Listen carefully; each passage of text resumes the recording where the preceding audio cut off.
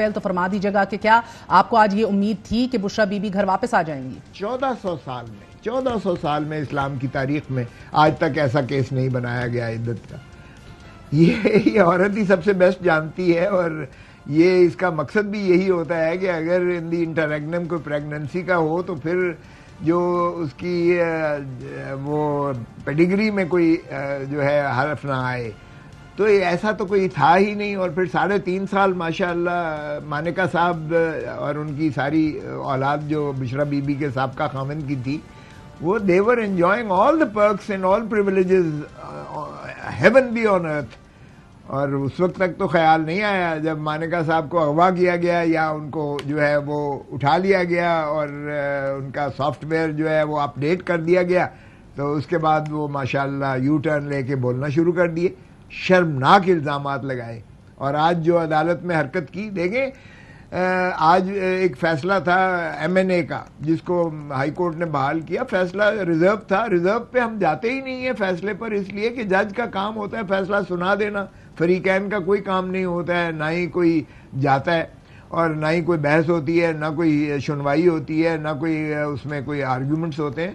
تو یہ تو ایک آرکیسٹرڈ تھا کہ سکھا پڑھا کے اس کو بھیجا گیا کہ تم نے شور شرابہ کرنا ہے، اور اس کے وکیل صاحب کو بھی ماشاءاللہ کہا گیا کہ تم نے عدم اعتماد کرنا ہے. او بھائی، سارا کیس چل دیا، بحث مکمل ہو گئی اس طرح سے کی. آپ نے رضوان عباسی کو باہر بھی بھیج دیا، جج صاحب نے کہا ویڈیو لنک پر کیجئے گا، فائل بھری پڑی ہے آپ کی طوالت اور تاریخیں لینے کی.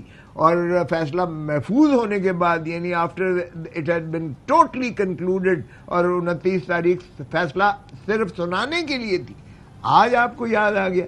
تو یہ میں سمجھتا ہوں بچہ آج سمجھ رہا ہے پاکستان کا کہ یہ کس انداز سے طوالت کی جا رہی ہے، کون اس کو سکھا پڑھا کے بھیج رہا ہے، کون یہ ڈرامے کھیل رہا ہے، کون چاہتا ہے کہ بشرا بی بی کو اذیت اور تکلیف دی جائے، اور کون چاہتا ہے کہ عمران خان کو جو ہے پابند سلاسل رکھا جائے.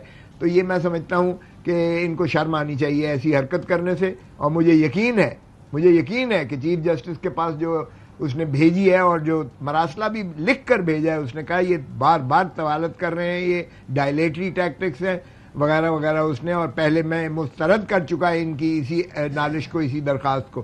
تو مجھے یقین ہے کہ چیف جسٹس جو ہے انشاءاللہ اس کو نہ صرف ریجیکٹ کریں گے اس کی، اور کہیں گے کہ فیصلہ سناؤ، اس لیے کہ تمہارے اوپر کوئی ایسی آبلیگیشن لیگل نہیں ہے کہ تم میرے پاس بھیج دو.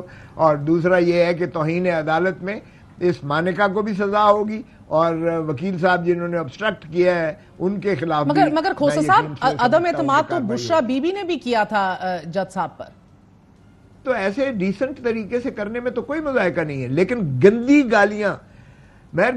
گالیاں دی اس نے، اور ایسے الزامات لگائے.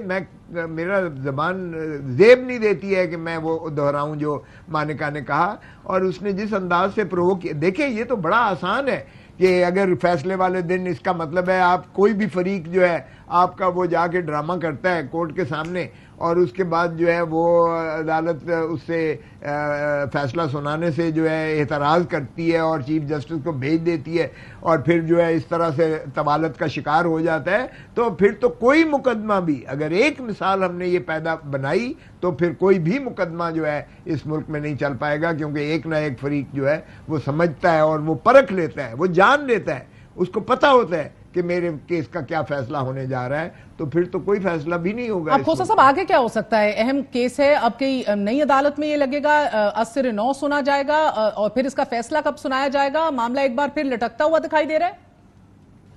جی نہیں، میں یقین سے کہہ سکتا ہوں کہ چیف جسٹس اس درخواست کو بھی جو اس کی ہے مسترد کریں گے، اور کہیں گے کہ آپ فیصلہ سنائیں، اور اگر کوئی آپ کی جو ہے رکاوٹ کا باعث بنتا ہے تو آپ اس کو توہین عدالت میں اندر کریں.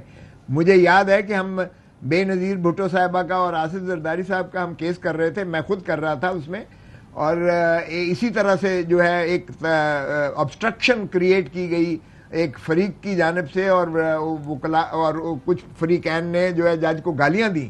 تو وہ طوالت نہیں ہوئی تھی، ان صاحبان کو جو ہے 6 مہینے سزا کر دی گئی تھی توہین عدالت میں. ٹھیک.